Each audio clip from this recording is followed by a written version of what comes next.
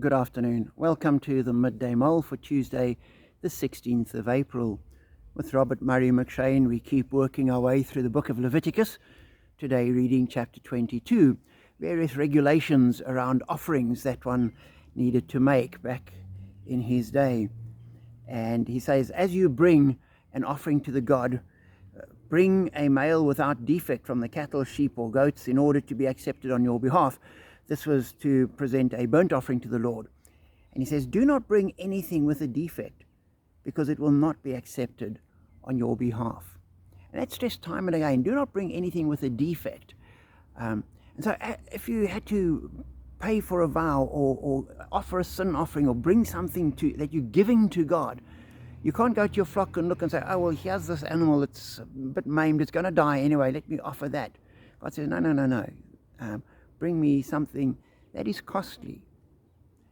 And as I thought of today, where we don't have to offer sacrifices, it affects us in various ways. And one of the points is when you're making financial contributions, many people pay all their debts, do everything, and then how much have I got left over?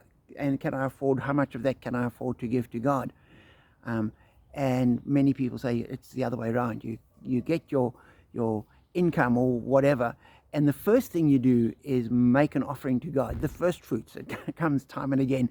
The very first bit of the harvest, offer that to God. The first offspring of the sheep or the cattle, that belongs to God. Give it to God. Give God the first, and use what you've got left.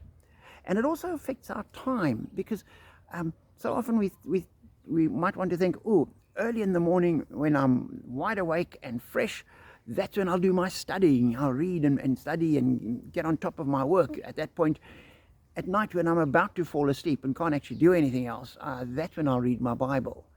And then I wonder why every single night I fall asleep reading the scriptures. And that's not because the scriptures are boring. No matter what we are reading at that point, we'd fall asleep.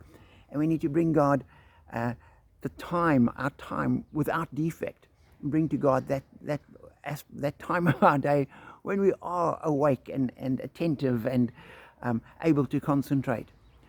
And so we need to just hold in mind that God didn't take leftovers from the people as a sacrifice.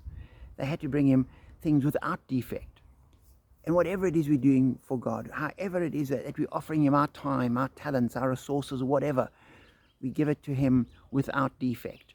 We give him the first, and we give him of the best, knowing that what we have comes from him anyway, and we're merely giving him back what he's blessed us with. And we also know that as we give to him, he will give back to us, as it says in the New Testament, pressed down, shaken together, and poured into our laps. That's what we will get from God. So be encouraged to give without holding back, and give the best.